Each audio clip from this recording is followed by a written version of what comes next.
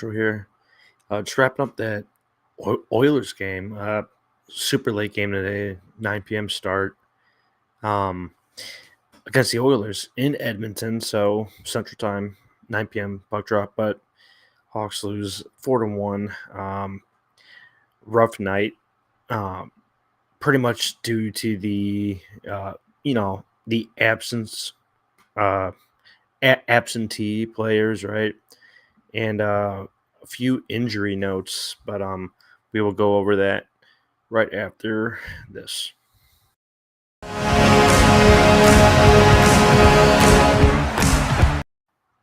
Yeah, so like I was saying, the lineup was super weird. Seth Jones, just starting out with him, he did not travel on this road trip, and we should be getting more updates soon in the coming days here from Coach Luke. But seems like he has a upper body injury. Not sure if it was a shoulder, but Coach Luke said that it was in that third period last game. So hope it's nothing serious because his presence was uh, missed definitely tonight. But just going over the lines because they were pretty much super jumbled up with Donato also plugging in because he missed last game with an illness. So that first line, Donato, Bedard, and Kurzev. Second line, Beauvillier, Tyler Johnson, Radish. Third line, Foligno, Dickinson, Anderson. Fourth line, Reichel, Gutman, and Whistle.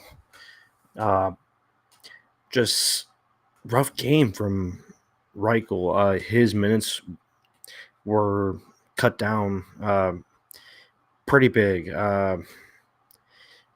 Just, I mean, just looking at like limiting his ice time just doesn't make much sense to me. I mean, we're down a few bodies here. People have to play. The guys have to play, and it's not like we're in a um, super high competitive situation where we're like fighting for a playoff spot. But you have to let these guys play, and I just don't understand like the the like situational like benching, just doesn't make much sense because these guys have to learn how to play together and gain some chemistry here. Just weird, right? But the decor is super banged up here, and with the absence of Kevin Korchinski.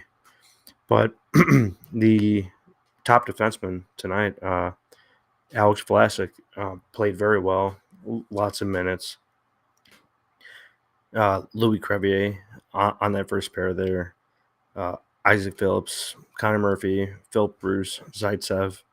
Um, Phillips had some good chances on the rush, carrying the puck up. But just looking overall, Vlasic was the most noticeable, just skating, D zone, moving the puck. Uh, thought he had the best game out of all of them, but that decor is not gonna hold up against anyone really. How it looked tonight with those pairings, Seth Jones was definitely missed. I mean, he eats minutes, he moves the puck, he skates everywhere. Um, he does a lot that you don't notice, and um, that's that's just how it went tonight with the banged up players and the absence, right, of Korchinski. But looking at the scoring or stats of the game really quick here. Shots on net, Oilers 29 to Hawks 23. Face-off percentage for 53.8% from Edmonton, 46.2 from the Hawks. Power play 50%. Oilers 1 for 2. Power play Hawks 0 for 2. The puck possession was not good at all for the Hawks. Oilers just had uh, speed and skill, really. You couldn't get the puck back from them once you lost it. So just playing safe with the puck, it's going to make a big difference there. But looking at the penalty minutes, 6 for the Oilers and 4 for the Hawks. Hits 30 Hawks, 17 Oilers. Block shots 22 Hawks, 11 Oilers.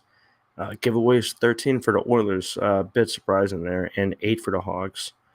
And takeaways 18 for the Hawks and 12 for the Oilers. So pretty much leaning on that special teams effect, right, for the Oilers, getting one on the power play and getting chances shorthanded. I mean, they had puck possession most of our power play, and it's not what you want to see. But there's a lot of speed, a lot of skill on that team, so not too surprised on that. But the first goal of the game was none other than Connor Bedard here. Just a wicked wrist shot. Wrist shot, snapshot, but top right corner on Stuart Skinner in net. Mrazek in net for the Hawks. Not much he could do for the goals given up. Just tough situations, but Bedard scores about 3.5 minutes into that first period. First on the board, right?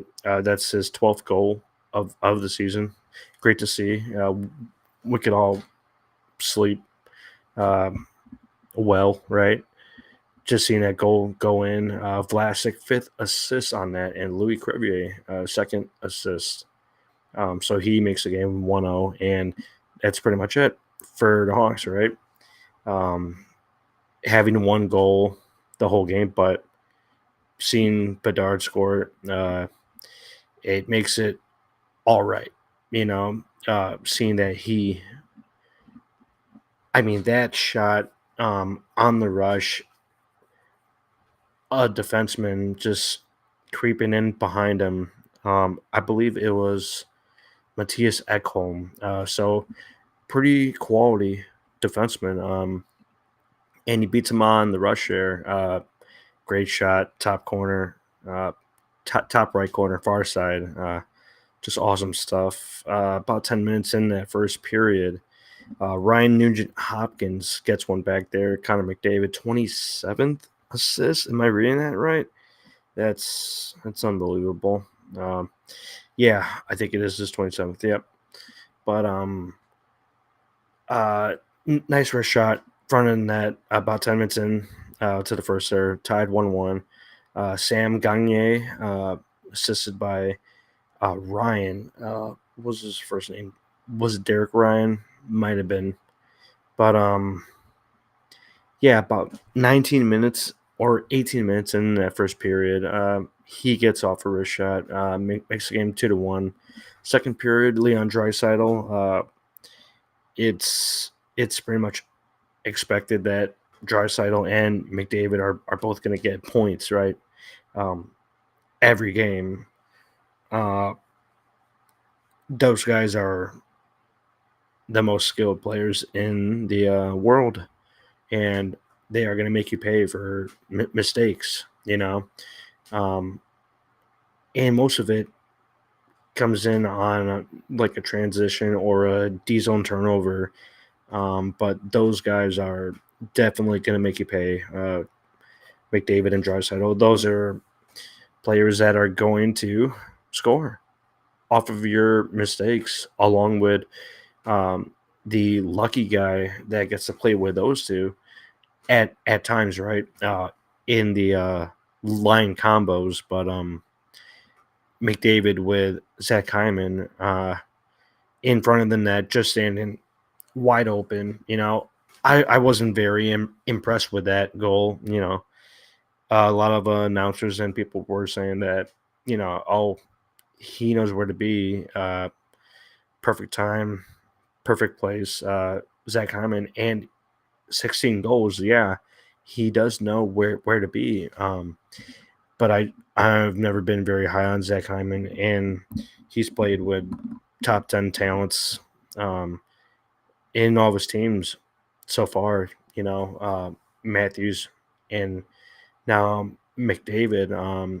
Just a wide open tip in front of the net. That was about 45 seconds into that third period. There makes the game 4-1, and that wraps up the scoring. But just looking at the effort for tonight, I thought it was quality effort on offense and defense.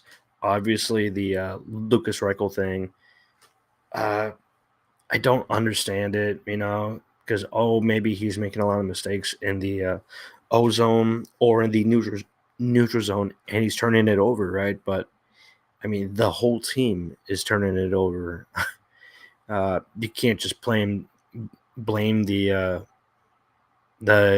young winger, right?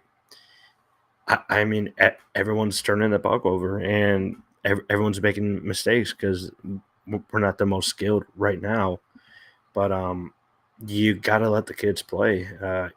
Even on defense, Crevier's out there, Phillips is out there, Roos was out there tonight. Rough games, but those are young players, and you have to let them play. So we'll see how this Lucas Reichel situation goes. I just don't know how it's going to go, from where it started, like last season in the Reichel stint, uh, playing great, and now he's like getting cut minutes.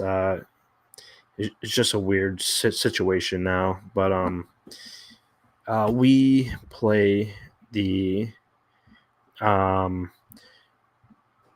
Well, we play on Thursday, and we are in Seattle. Right, right. We are playing the Cracktown on Thursday night. I believe it's also 9 p.m. start time. So that's another late one. But we'll see the updates from Coach Luke and media on like Seth Jones, Korchinski, what's going on with him. If he's ready to return or not. But we will see on the missing players because it's definitely nice to have everyone in the lineup, right? But we will see. Bedard gets on the board tonight. The lone goal, unfortunately, but fortunately, it was Connor Bedard, and that's awesome to see. And he is at 12 goals now, and that is the number one priority for this season is to help him grow, right, and develop, protect him throughout the year, and put him in a position to succeed. And he's had a rotation of wingers, and they are helping him out in different situations. So we will see what happens on Thursday with the lineup and some more updates. But keep an eye on the Twitter and YouTube because we will have all the updates from media, beat reporters all the time. So I think we could hop on tomorrow on Wednesday and check out the Cracktown lineup and break that down for you. So see you tomorrow, Wednesday night, and Hawks versus Kraken on Thursday. So we will be back tomorrow. Yep. Tomorrow night, run the same time, little earlier because this game did end a little later, but we will make that happen. Tomorrow around, let's see, maybe 11:15ish. Yeah. All right. Sounds good. But we will be back tomorrow. Let's go Hawks.